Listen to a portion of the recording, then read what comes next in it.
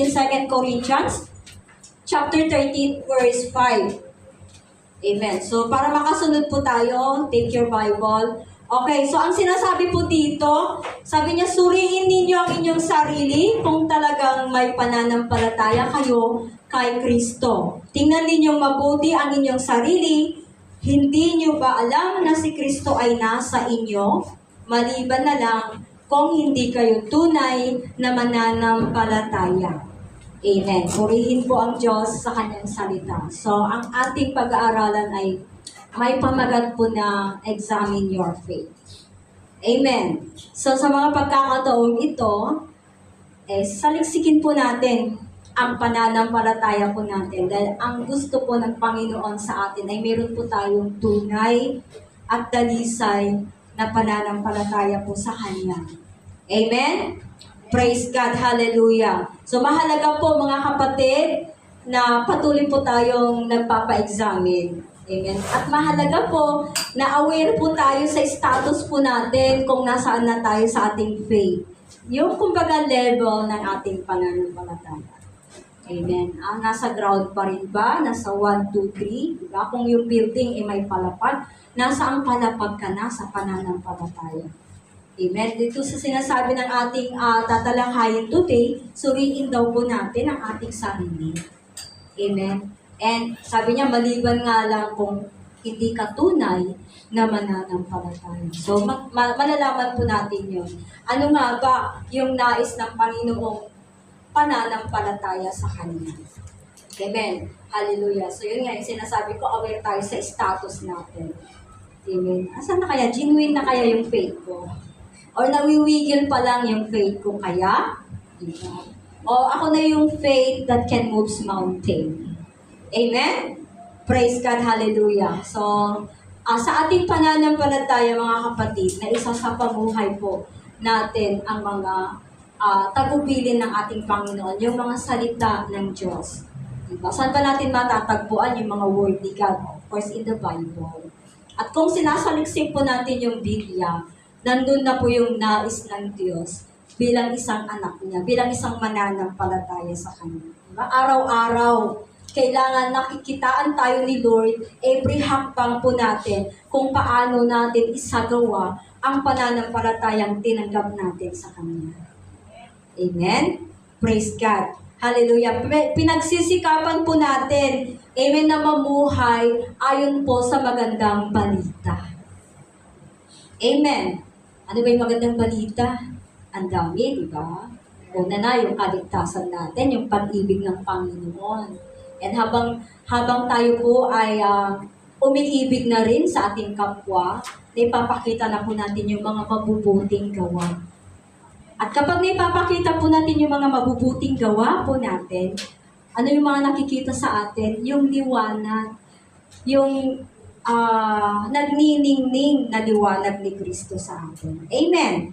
At bilang mga mananampalataya mga kapatid, ito po yung sinasabi sa salita ng Diyos that we should live now by faith and not by sight. Diba? Kasi kung tinitignan natin ngayon, yung sitwasyon natin, hindi tayo talaga mamumuhay ng may pananampalataya. Kasi didiskartihan natin yun eh. Diba? Parang hindi ko na yata maantay si Lord, ako muna. Diba? So, ito yung tagubilin ng Panginoon sa atin, we should live now by faith and not by sight. Kasi kung sa tingin lang natin, kung tinitignan mo bundok yun, baka hindi mo kakayaning akyatin. Bundok na nga, sa dami pa ng mga kahoy. Diba? Example lang po yun. May bangin pa, may dagat pa, may kung ano-ano pa. Talaga atras tayo na. Amen! So, live by faith and not by sight, and we should keep on trusting in the Lord always. Huwag po tayong magsawang magtiwala sa ating Diyos na buhay na kung saan siya po yung patuloy na gumagawa ng mga kamangha-manghang bagay. Amen. Kung ginawa niya po noon sa mga Israelites, tinawid niya yung mga Israelites doon sa dagat, He split the sea.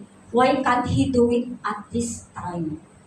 Amen? And ito na yon, papaganahin na po natin ngayon ang ating tunay at dalisay na pananampalataya. We acquire all those what we need all those what we want from God through faith. Amen. Remember in healing, in the ministry, early ministry of Jesus, nung siya po ay nagpagaling, every time na mabasa po natin doon, sabi niya, you are healed by your faith. Amen. So napakahalaga po ang pananampalataya po namin. And I am one I have a greatest testimony that I am healed through and by my faith. Amen. Purihin po ang Diyos. Hallelujah. So nakikita na rin dito yung resulta ng ating pananampalataya. Diba? Nananampalataya tayo, wala namang resulta. Paano yon? Amen. And later on, madidiscuss po natin yon. Yung mga may pananampalataya na wala naman po sa gawa. Amen. Hallelujah. So let us examine carefully if Jesus Christ is truly living in us. Namumuhay nga ba? Nasa puso nga ba natin ang ating Panginoon? Amen. So one way to test our faith or to test yourself is to check for an evidence. O, may ebidensya. Dapat, di ba yung nagmamahal, dapat may ebidensyang nagmamahal. Amen? Praise God, hallelujah. At isa po dito yung evidence of our faith is the work of the Holy Spirit in our life. And it is the manifestation of the Holy Spirit in our life. Kasama na rin po dito yung mga prutas ng Santong Espiritu. Ito kasi yung patuloy na natidevelop sa buhay mananampalataya. Yung prutas ng Santong Espiritu sa buhay po natin. Amen! So ang tunay ng mananampalataya ay nakikita o nakikilala po sa gawa. Amen? Sino po yung may gawa? Amen! Praise God! Hallelujah! Sabi nga po, ang faith natin dapat daw ay parang food pyramid or yung group of foods. Kung matatandaan nyo, may lesson po tayong ganun nung high school tayo. Di ba? Yung group of foods natin, mayroon siyang go, mayroon siyang grow, and mayroon pa glow. So parang yung isang mananampalataya, mayroon siyang go. Kapag sinabing go, laging handa po yan. Diba? Takbuhin kung ano yung nais ng Panginoon. He is in a race. So tayo pong mga mananampalataya, wag na po tayong mabagal. Wag na po tayong pakupag-kupag dyan. Always on the goal. Amen. So yung grow natin, dapat ang mananampalataya nag-grow. Lumalalim yan. Nagbubunga yan. Hindi po subansot. Amen. Hallelujah. And of course, my glow. Ano ba yung glow? Nagniningning yan, kapatid. Amen. Pagtingin mo, talaga namang it illuminates. Parang mirror siya. Amen. Salamin po siya. So, meron po tayong go, isang mananampalataya, isa puso po natin. Kailangan yung tatlong G na binubuo ng big G. Amen. That is God. Praise God! Hallelujah! Amen. Kaya habang hindi pa po huli ang lahat, kailangan po, paghandaan po natin yung maaari o magiging maalap po tayo yung maaaring mangyari sa ating pananampalataya. Remember, in these days na marami na pong nagbabackslide. Marami na pong umaayaw.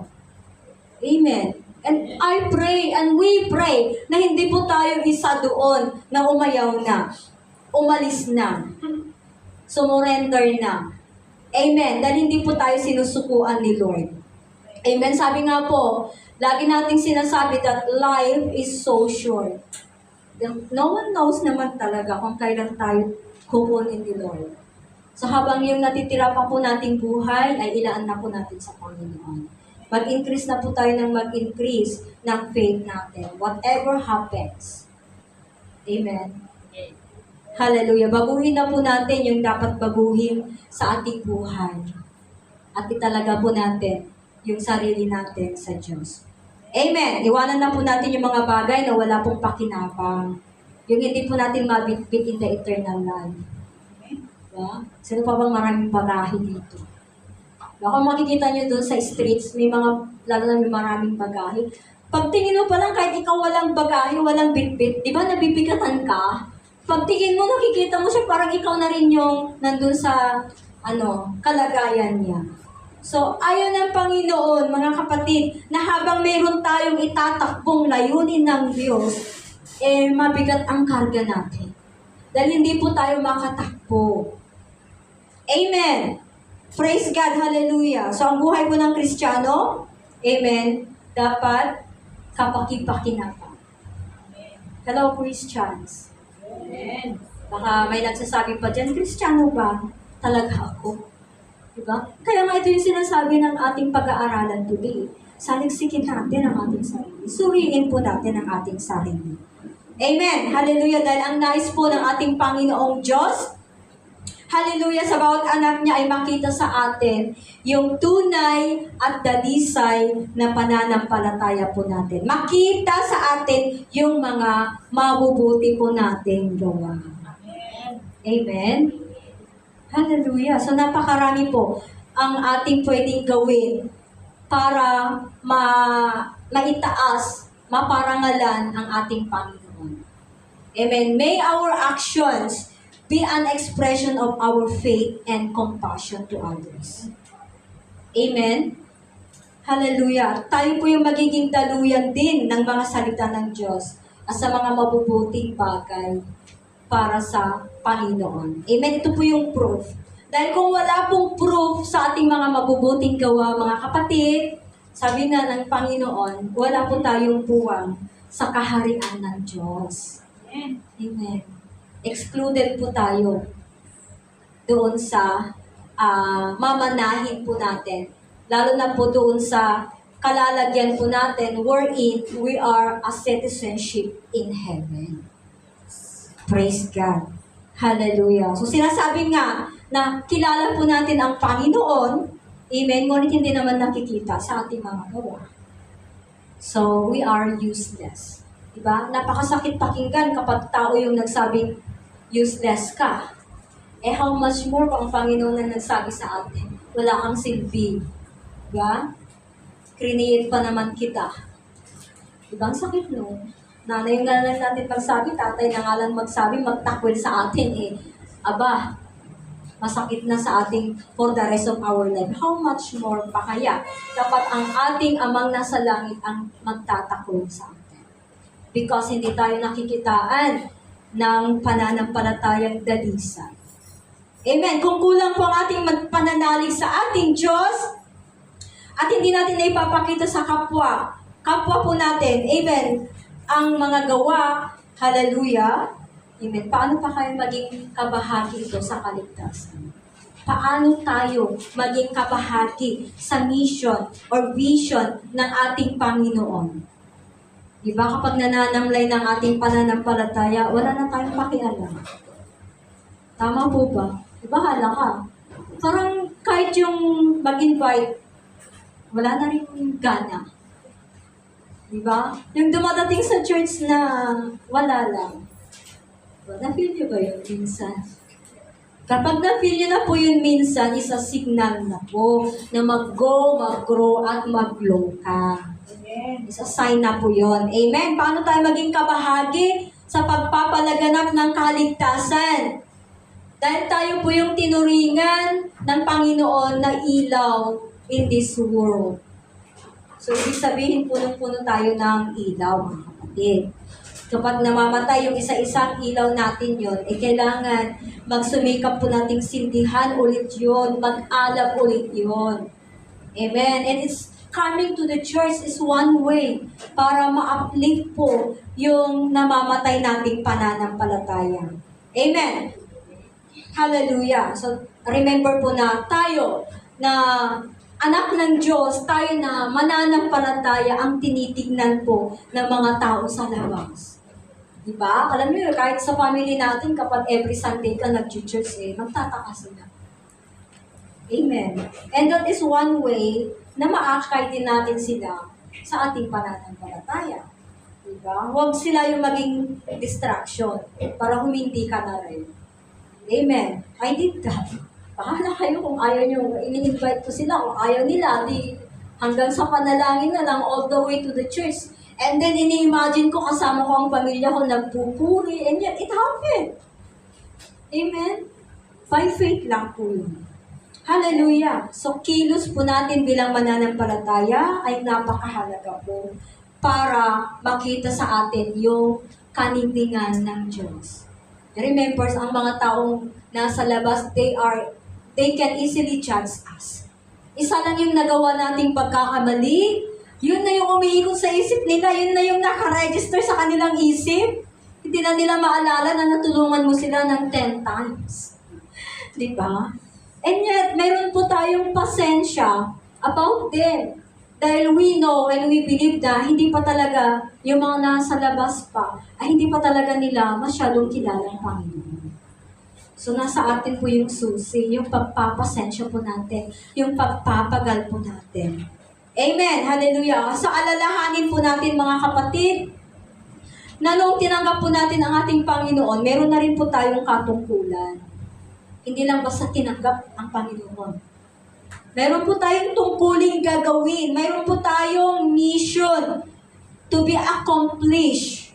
At hindi naman tayo hahayaan ng Panginoon na tayo lang ang mag-go.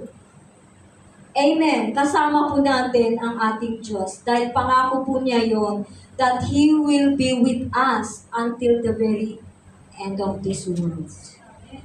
Amen. So kahit anong problema natin, di tayo iniwanan ni Lord. Nandyan lang siya. Kasama po natin. Amen. Sa nais niyang mangyari sa buhay po natin, kailangan one step and every step tayo. Huwag po tayong maging stagnant dyan. Amen. Gumalaw po tayo. Kumilos po tayo. Ang pagkilos kasi hindi lang kamay, pati paa. Diba? Pag umaabot tayo ng pagpapala, kung kamay lang at napakalayo yung pagpapala, kailangan ng paa para humakbang at tanggapin ang pagpapala yun. Amen! Hallelujah!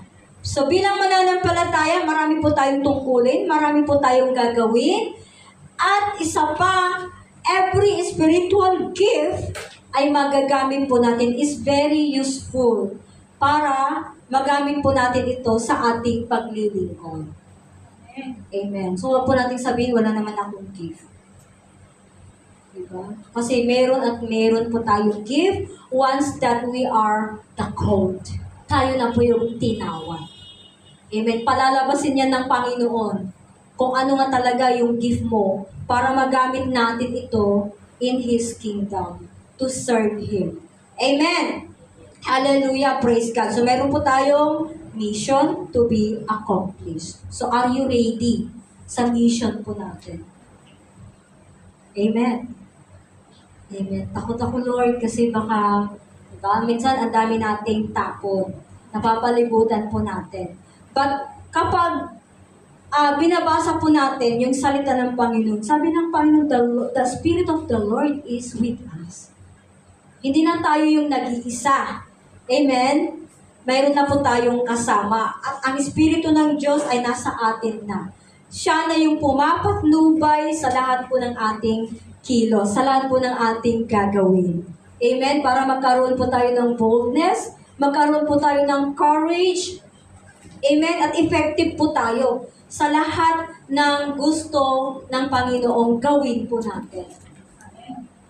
Amen. Kapag nyo yung puso nyo, am I very effective in the ministry? Diba?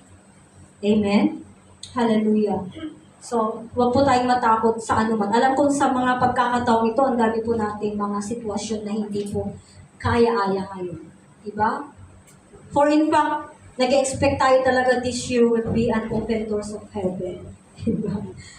But then, ang Diablo talaga, wag po nating sisihin ang Panginoon. Pero ang Diablo talaga, kung ilang doors ang inopen ni God, mag-o-open din talaga yun ng doors na hindi oportunidad para sa atin, kundi distraction. So, aware tayo. Ngayon, ito na yung matinding laban natin. Kaya nga, pinapangaral sa atin palagi na dapat tumigas tayo sa ating pananampalataya. Dapat lumago tayo sa ating pananampalataya. Kasi magagamit na natin ngayon that in this age are very evil na. Parating na po ang nagsitakdakang mga antichrist na kung saan marami na pong maliligaw. And nawa, hindi po tayo kasama sa mga maliligaw. Aware tayo sa mga napapakinggan po natin na kahit alam nyo, kahit mga batikang preacher, may mga issue na. They twist the word of God. At aware po tayo sa ating mga napapakinggang mga preacher. Kailangan kinokonsult po natin lagi sa Biblia. Amen. Tama nga ba yung sinasabi niyo? Ang dami na po. I just read an articles and in the YouTube, pinalo ko yung links talaga. Isa na po dito. Not to mention. Alam niyo na yun. Amen. So, aware po tayo ngayon sa ating babasahin. Amen?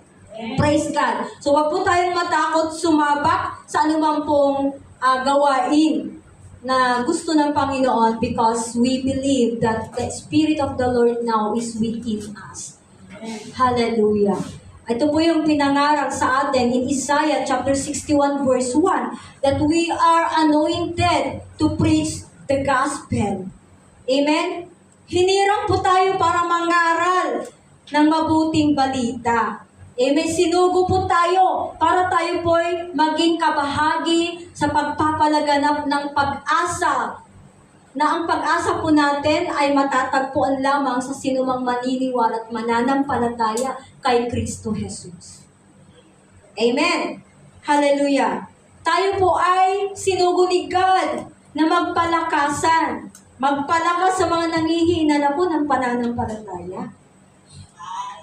Amen. Praise God. Alam niyo po ba na yung pag-i-encourage po natin sa mga nangihina na o maging mga nawawalan na po ng pag-asa, kung mayroon man tayo sa kapamilya po natin, relatives po natin, mga kaibigan po natin, is a mission. Mission po natin yun. And nowadays, nagagamit na po natin ang media na kahit napakalayo po yung tao na yun na ina-advisean mo, abot na abot yung pangaral natin sa kanila. Amen? It's just a network. Hindi na po natin antayin kailan ba ang bakasyon mo para upuan kita at harapin at advisean. Hindi na eh. Meron na po tayong mga social media gagamitin para maipalaganap natin sa kanila yung pag-asa na yan na kailangan nila. Amen po ba? Hallelujah. At sila din po ay maakay natin in the presence of God. And it is a way for them para makilala talaga nila ang totoong Diyos na sumasagip sa kanila. Yung refuge nila, yung strongholds nila. Amen? Hallelujah. Yung walang patid po na pananalangin natin sa bawat isa, napakahalaga po yun. Napakalaking tulong po yun para magkaroon naman ng strength yung kapatid na dumadaan ng sangkatutak na problema. Pinapanalangin natin kampante siya dahil she believes or he believes na yung kung kanino tayo nananalangin, ang siyang magbibigay sa kanya ng divine comfort, divine courage, strength. Amen! Hallelujah! At maging sa pagtulong po natin sa mga mahihirap, whatever it costs us, tulong financially, tulong materially, big deal po yan kay Lord. Amen? Praise God! Hallelujah! At higit sa lahat, ito po yung pagpapalaganap po natin ng good news to others. Amen. Kaya huwag po tayo magsawang mag-invite. Yun yung talagang battle natin mag-invite. Tama? I know, we are all inviting. At nakakaranas talaga tayo ng rejection kapag nag-i-invite. Amen. Kaya pinapatatag tayo ni Lord kasi talagang marireject tayo. Na-invite mo isang beses, pangalawang beses invite mo, ayaw na niya. Di mo naman alam kung bakit ayaw na niya. Diba? And all we can do is to pray for them. Na hipuin sila ulit ng Panginoon. Hindi na po natin gawain yung i-convict sila. Work na po yun ng Santong Espiritu. Amen. And we keep on praying for them. Even our families, kung wala pa po sila sa Panginoon. Keep on praying and show your life within sa kanila. Kasi kahit ba pinagpipray mo kung sinusungitan mo naman si kapatid, paano mo maakan? Tama? Diba? Tapos dinadamutan mo kung meron ka naman. Diba? So wala silang makikita ang liwanag eh. Amen? Hallelujah. So ito po yung expectation ng Lord sa atin. Meron din po tayong ginagawa sa kaharian ng Diyos at maging sa labas. Dapat nagpapakabisi po tayong gumagawa sa nais ng Panginoon bilang itinalaga niyang mga mananampalataya sa Kanya. Amen. Hallelujah. Hindi lang po tayo mananatiling attendees dito. Hello. Ilang years ka na ba dito, kapatid? Nasubukan mo na bang naglingkod kay Lord? Diba? Ano ba kasing paglilingkod ang gusto ni Lord? Diba? Ask God kung ano ba yung nais ni Lord na gawin mo sa Kanya. It could be, aawit ka. Diba? Okay, it could be some other things na para sa kalwalhatian ng ating Diyos. Amen! Hallelujah! Kailangan mayroon tayong pinagkakaabalahan bago dumating ang Panginoon. Amen! Amen? Praise God. Bumahayo tayo sa labas. Diba? Huwag nating putulin yun. Na kapag mayroon tayong na-meet at ninitian tayo, i-grab na natin yung oportunidad na yon. Diba? Kapag sinungitan naman tayo, okay lang yun. Diba? Try it again. Diba? Hitian pa rin natin sila.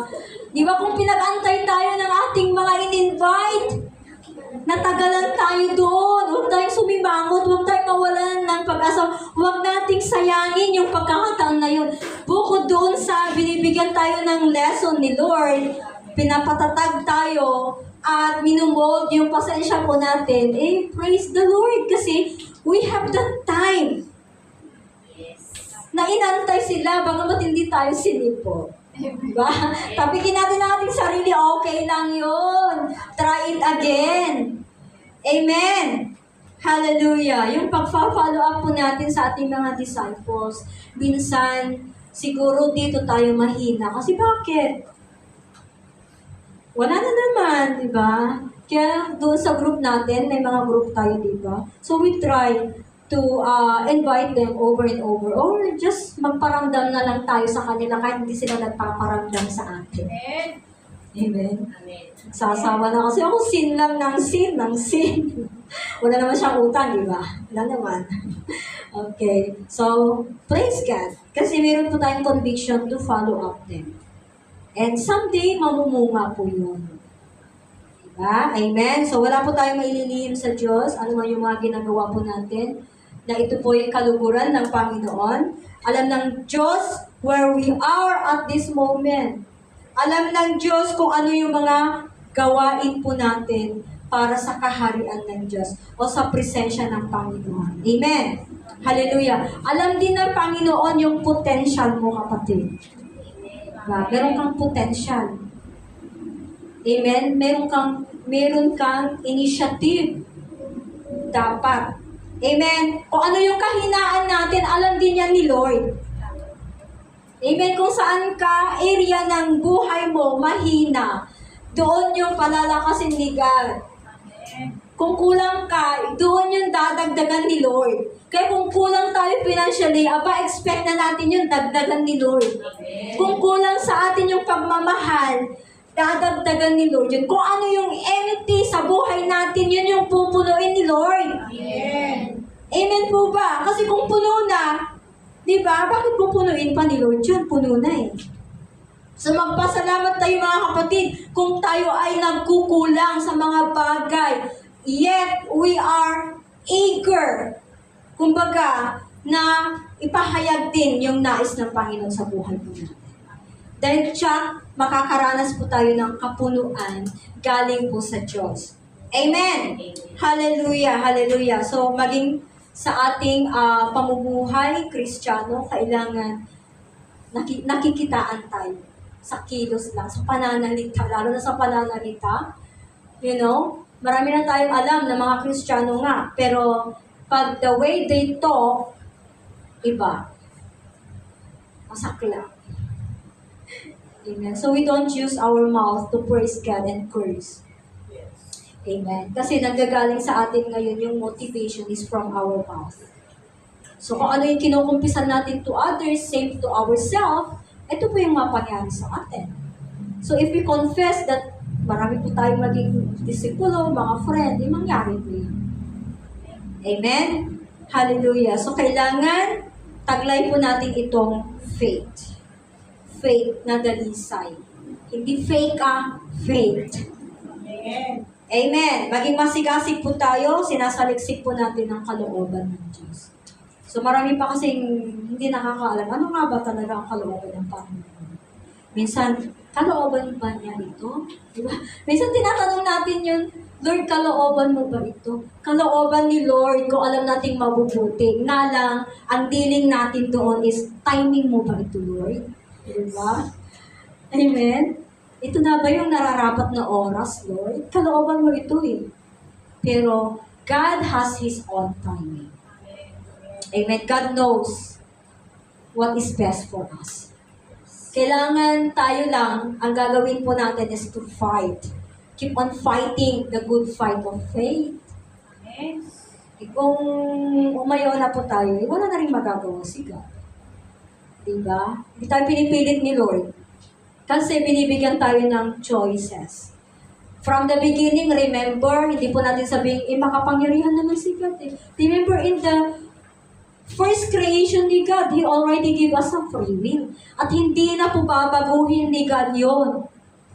Kaya sa mga araw na ito, choices pa rin natin yung masunod. Although God is truly in control. But the good things and the good news is, kapag walang-wala na talaga tayo, as in dapang-dapa na tayo, then God can pull out us. Amen. Amen. God can save us. Amen. Hallelujah. So habang tayo po ay naninindigan mga kapatid sa mga pangako ng Panginoon, amen, huwag po tayong matinag sa anumang pong sitwasyon, anumang pong problema natin. Problema na yan. Right from the beginning, may problema na eh. Di ba? Amen? Hallelujah. Anumang sitwasyon dumating sa buhay po natin, huwag tayong panghinaan ng buhay. Amen. Ito na yung pagkakataon na humakbang na tayo ng humakbang. Amen. Bago pa mahuli o bago pa tayo unahan ni Diablo sa kung saan ang destinasyon po natin. Alam ni Diablo kung saan ang destinasyon natin? To heaven. Dahil alam din ni Diablo kung saan ang destinasyon niya. To hell. Kaya gusto niya kasi kasama niya tayo doon. Kaya pangungunahan tayo ngayon, hahadlangan tayo, haharangan tayo ngayon, sasabotage tayo ngayon. Diba? Imamasakar tayo talaga ni Diablo. Para may kasama siya. Amen? Pero hindi nailingit sa kanya ang job description ni Diablo. Remember John 10:10. Yeah. Amen? He came to kill, steal, and destroy. Yeah. Yun ang job mo. Diablo. Praise God. Amen. Hallelujah. So, laban lang po tayo. There is something best that's always going to happen for us. Hindi man ngayon, baka bukas. Hindi man bukas, baka the other day.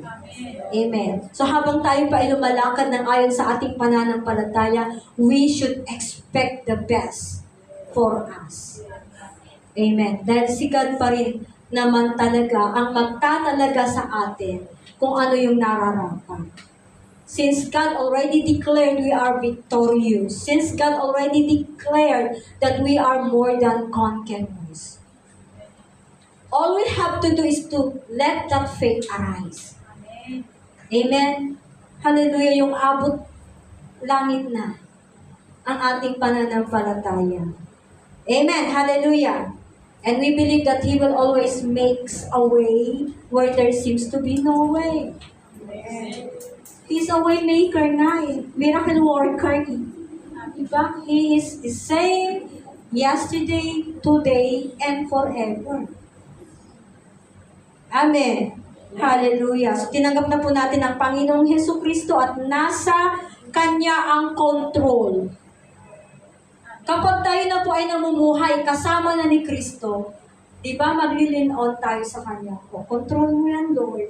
Di ba? Bakit? Sabi nga ni God to man is impossible. But with God, all things are possible. Amen. Amen. Kaya mang gawin. Sa mga kaya mo lang gawin.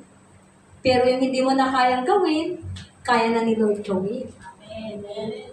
Amen! Hallelujah! Praise God! So, wag nating pairalin ang katigasan ng ating ulo. Minsan kasi, umiiral, nasasapawan yung faith natin because of our pagmamatigas. O kaya sabihin na lang natin, wala po tayong humbleness before the Lord. Amen? Nakikita kasi minsan kapag nag-humble tayo, kalimutan. Amen? Huwag na nating pahirapan pa ang ating sarili. Kasi hindi tayo pinapahirapan ni Lord. Tinetesting tayo, yes. Pero hindi tayo pinapahirapan ni Lord. Hindi galing kay Lord yung pagpapahirap. Pagsubok, sinusubok tayo. Pero beyond that, pagsubok, napipurify as gold yung ating faith. At yun yung magiging basihan natin at batayan natin para tayo ay manalo. Amen. O ipanalo tayo ng Panginoon. Huwag po nating pangunahan si God sa lahat ng kanyang plano. Kasi orchestrated na po ang plano ni Lord para sa atin. Huwag na po nating babuhin yun. Kahit babuhin natin yun, irambol po natin yun, ibabalik ni Lord kung saan yung puzzle na yan. Kasi orchestrated since we are birthed to the day that we will die. Nakahilera na po yun, plano ni God. Kaya expect na ang plano ni Lord from good to the best things para sa buhay po natin. Amen. Everything for us has His own timing. Kaya sinasabi ko kanina, kalooban mo nga yun, Lord. Apply ka. Kunwari, di ba? At hindi ka nakuha. Hindi yung kalooban ni Lord. Kalooban nilang magkaroon ka ng word. Hindi ka lang natanggap doon, pero mayroong word para sa'yo. Nakalaan para sa atin. Amen? Amen. Kung break up kayo ni boyfriend, hindi yun para sa'yo. Wala naman palang dalaga dito. Amen. Hallelujah. So we should stand firm. Ito po yung part natin. To stand on the ground. Stand firm in faith. Amen. Na habang tayo po ay tumitindi sa ating kapit kay Lord at patuloy din naman ang temptasyon ni Diablo. Diba? At distraction ni Diablo. Amen. Basta ibigay po natin yung pinaka-best natin to serve God. Amen. Yung best natin na papuri sa ating Diyos. Amen. Hallelujah. At pinapaalalahanan po tayo ng Panginoon dito in 1 Corinthians chapter 15 verse 58. Nang sabi niya dito, kaya nga, mga minamahal kong kapatid, magpakatatag kayo. Amen.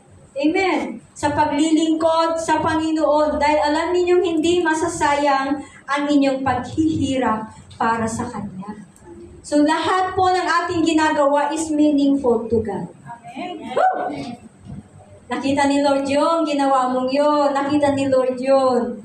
Amen. Hallelujah. At meron po tayong assurance, mga kapatid, na reward that's come from the Lord. And it has a lasting, amen, and value and significance. Binavalue po yun ni Lord.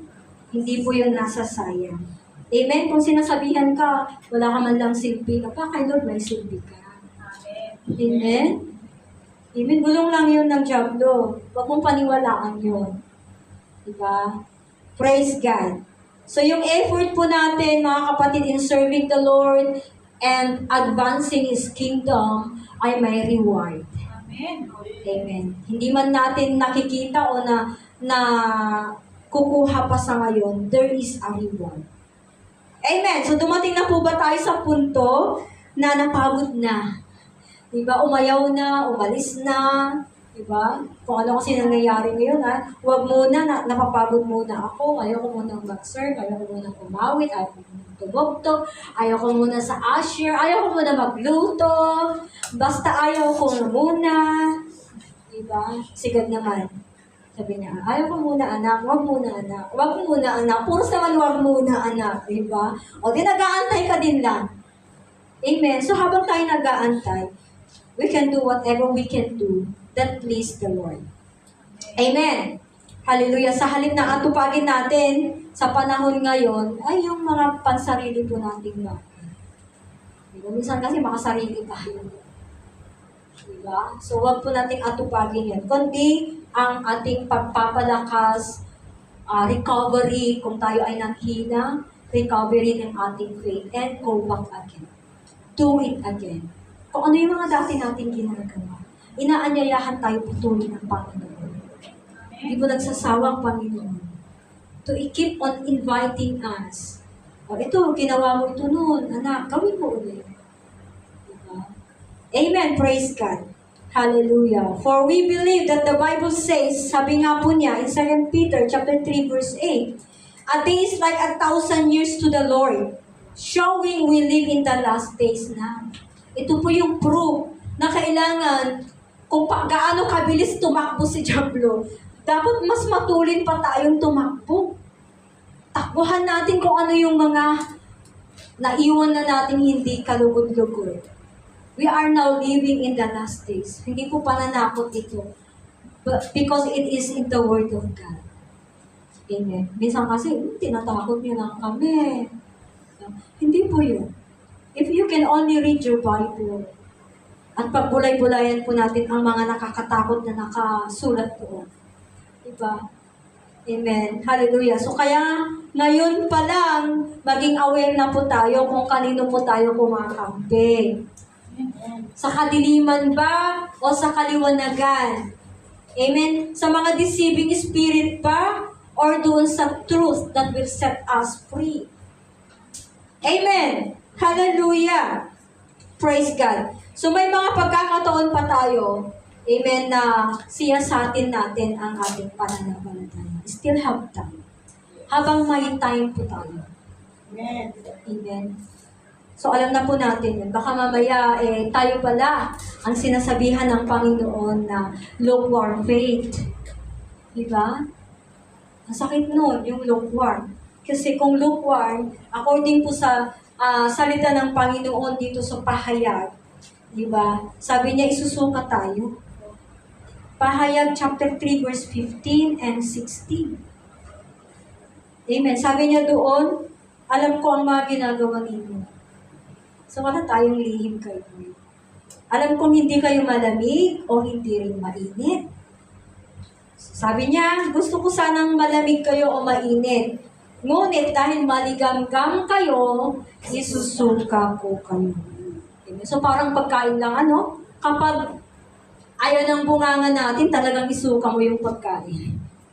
So, ganun ang gagawin ni Lord sa atin. Para tayong pagkain. Malamig o mainit. Amen. So, kapag maligamgam, eto na, dangerous natin.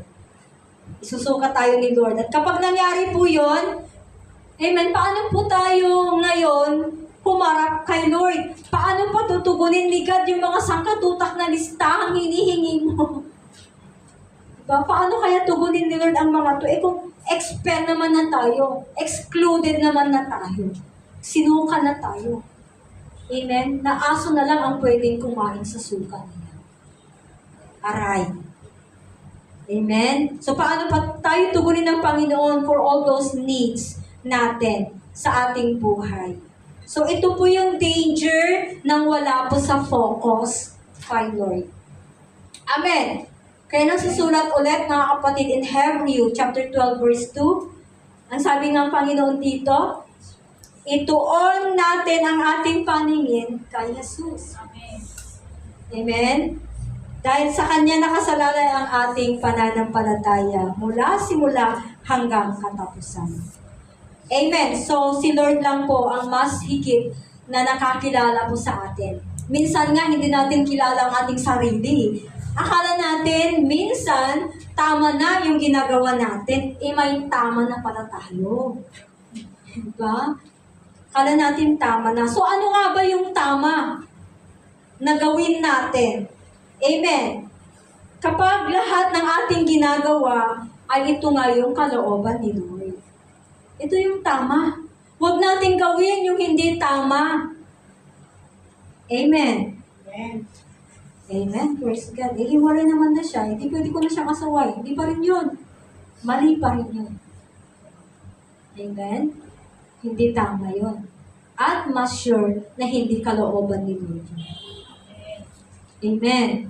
Praise God. So everything that is God's will, ayun yung tama na maaaring gawin po natin. Amen. At ang mga tamang pwede nating gawin ay ito lamang po yung base sa mga salita ng Diyos. Huwag po nating kulangan at huwag po nating dagdagan. Amen. Amen. Mananagot tayo. Pagdagdagan po natin yung salita ni Lord. Lalo na kapag tayo po yung nagbabahagi ng encouragement or word ng Panginoon sa kapwa po natin, binabawasan natin yun. Ini-estimate natin yung kakayahan lang ng kapatid na yan. Binabawasan minsan yung salita. Huwag po nating bawasan ang salita ng Diyos. Kung ito yung nakakapanakit sa damdamin niya, at ito naman yung dahilan na magbago siya, amen, praise God. Amen. Amen. Hallelujah. Kaya, seek ye first the kingdom of God and everything shall be added unto you. Tinanggal yung and His righteousness. Kasi, tumating nga yan sa church. Kasi sick nga eh. Hinanap. Pero tinanggal naman yung righteousness doon. Unfair. Amen. Amen. Hallelujah. Praise God. So, may nakukuha po ba tayo? Amen. Amen. Hallelujah. So, and we believe na ang Santo Espiritu, patuloy po tayong pinapatnubayan. Hindi tayo iiwanan yan hanggat hindi matapos ang ating laban na laban ni God para sa atin.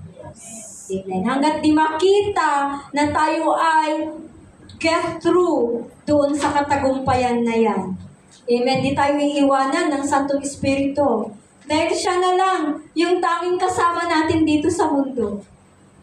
Amen. Hallelujah. Magpasakop lamang po tayo sa Kanya. Sumunod po tayo. Kailangan lagi po tayong rooted and grounded in love. Malaki pong nagagawa ang pag-ibig. Kung mahal nga natin ang sarili natin, di ba? Aayusin mo yung sarili mo. Kung hindi mo mahal ang sarili mo, di ba? Pangurusahan mo kahit di ka kumain ng 10 araw. Di ba? Amen. Praise the Lord. So ipakita natin na ang ating pananampalataya ay may kalakip po itong nagawa. Ito po yung after ni Lord sa atin. Amen. So tingnan po natin naman dito sa sinasabi ng Book of James. Amen. O Santiago, chapter 2, verse 14. So, ang sabi po dito, mga kapatid, ano ang pakinabang kung sabihin ng isang tao na siya'y may pananampalataya, ngunit hindi naman niya ito pinapatunayan sa gawa? Maliligtas ba siya ng ganung uri ng pananampalataya? Amen. So, jump po tayo sa verse 17. Ang sabi po dito, gayon din naman, patay ang pananampalatayang walang kalakip na gawa. Amen. So, faith without action is death. So, marami po ba tayong mga dead works na hindi po nauukol sa pananampalataya po natin. So, isa sa mga serious issue ng mga churches or sabihin na lang natin, serious issue ng mga mananampalataya or Christians ay kulang po sa gawa. Amen? Sinasabi nga nila, Christian sila. They do nothing or very little to prove their faith. Amen? At isa pa na serious problems na nakikita na rin natin, amen, is dealing with a serious sins. But we are dealing every day is serious sins. Diba? Nakita lang natin ang dami na nating nadaktak. Nagkakasala na tayo. So, isa sa mga way din ito ng kaaway para tayo po ay ma-out of focus. Diba? Yung magkasala tayo. Ay sabihin natin, kunti lang naman yung kasalanan na yun. Diba? Hindi pa rin yun katanggap-tanggap sa paningin ng Panginoon. Amen. So, nowadays, marami na pong mga Kristiyano talaga na we see or we know some na they are even practicing cults. Diba? Mga kulto. At marami na rin po mga churches na kulto. So, aware tayo kung kanino tayo umaattend. Marami na pong kultong mga churches ngayon. They practices immoral. Kaya nga ipinapangaral ito ni Paul o Saint Paul sa mga taga-Corinthians. Sabi niya, suriin ninyo ang inyong sarili kung may pananampalataya kayo. Kasi on those moments or time in the sa Corinth ay they practices immoral. Diba? Sinasabi nga nilang kilala nila ang Panginoon, pero dun sa gawa, dead works po sila. Hindi nakikita. And now, hindi po tayo yun. Amen? Tabihin mo nga ang katabi mo. Sabihin mo, hindi ikaw yan. Amen. So, anong paraan po natin mapapatunayan na mayroon nga po tayong totoong pananampalataya? Ano yun? Proof na mayroon po tayong genuine faith. It is just by obedience. Pagsunod lang po. At kung meron po tayong pagsunod sa Diyos, commitment is not a problem. Amen? Kapag nakakasunod tayo sa layunin or commandments ng ating Panginoon, hindi po problema ang mag-commit sa ating sarili. Napakadali pong mag-commit. Napakadali pong mag-commit sa ministry. Napakadali pong maging good stewards.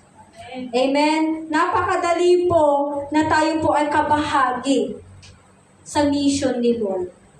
Amen po ba?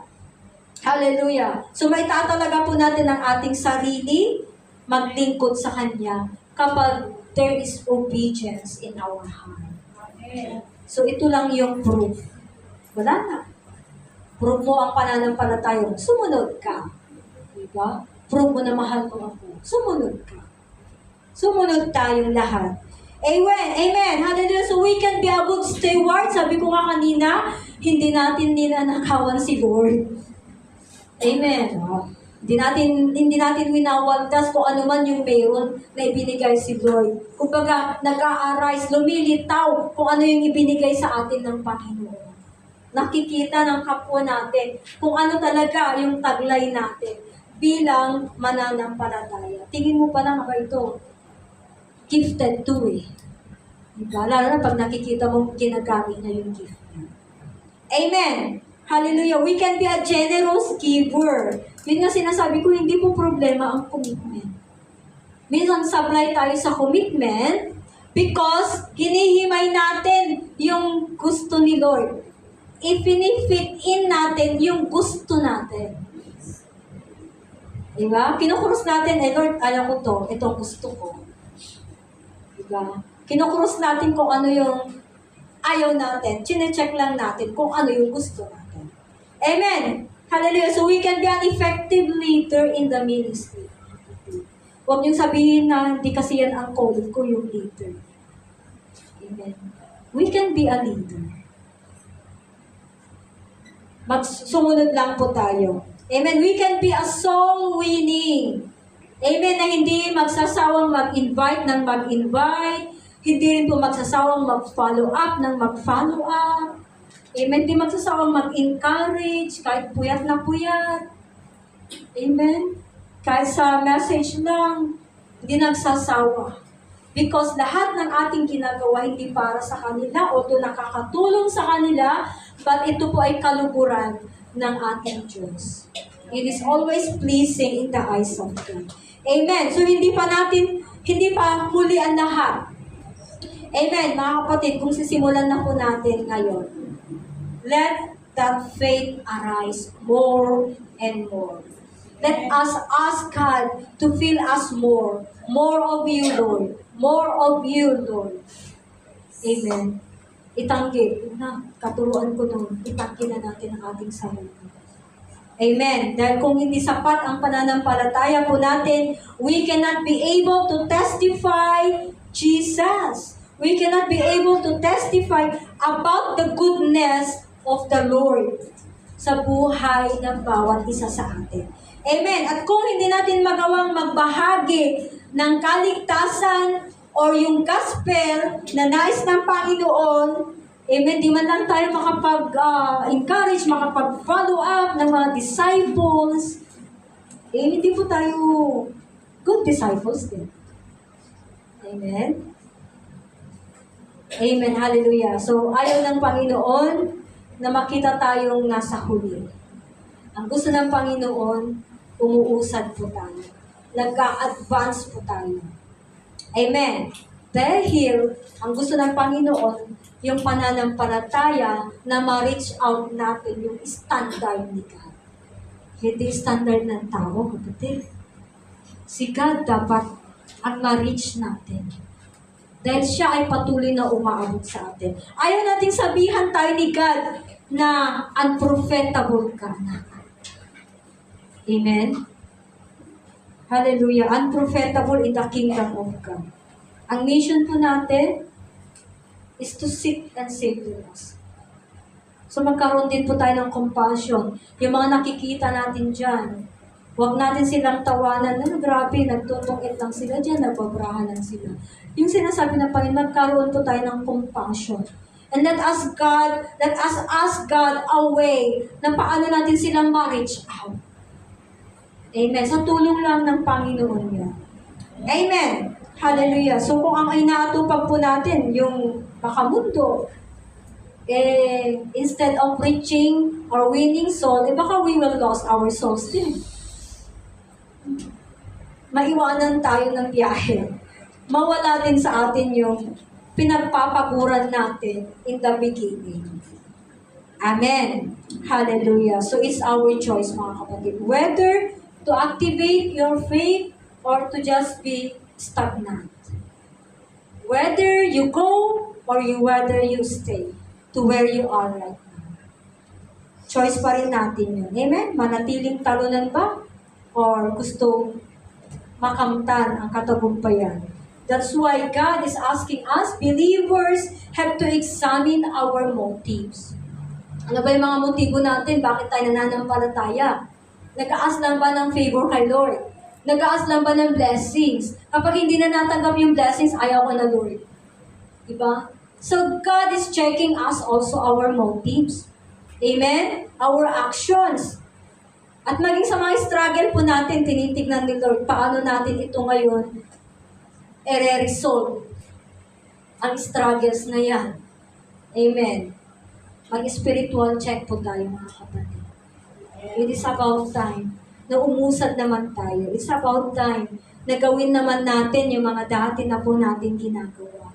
Kung tayo po ay napanghinaan ng pananampalataya sa mga pagkakataong ito, amen, ask God na punuin po tayo muli ng Panginoon kung ano yung kulang upang magawa po natin yung nais ng Panginoon. Alam natin na ang pananampalataya is a favor from the Lord. Hindi magic po yan. Pabor po yan ng Panginoon. Ito po yung susi to unlock yung puso ni God. To deliver us all what we need. Physically, emotionally, mentally, spiritually, materially, ito po yung mag-a-unlock sa puso ng ating hari, ng mga hari. Amen. Hallelujah. So kung nananamlay ang ating pananalig sa mga pagkakataong ito, minsan napapagod tayo. Tama. I feel that. Minsan ayaw ko ng ministry, minsan ayaw ko ng gawin ito, minsan ayaw ko na. But there's a big conviction sa puso natin. Once na meron ka ng ginagawa na dati, hindi mo na maiwanan yun. And the only thing you can fight is, I have to go and fight for that battle. Because we know na yung battle na yan, hindi tayo yung lumalaban. Si God. Biruin mo, kung baka sa boxing, talo ka na, sinasabi ni Lord, bumangon ka. Tinutulungan tayo ng Panginoon. Amen. Para tayo muli ay maging masigla, masikasik sa ating pananampalataya. Amen. So check. Where is your spiritual condition? What is your spiritual condition at this moment? Amen. Honest self-examination po tayo. And kasama na po ang repentance. We should ask forgiveness kung na-neglect po natin yung mga pagkakataon na sinayang natin. Amen. At ipapanumbalik, God will always a God of restoration. And He will restore everything. Ano man yung na-lost natin, God can do that. God can restore that. Amen. Amen? Hallelujah. So let us examine our ways and test it.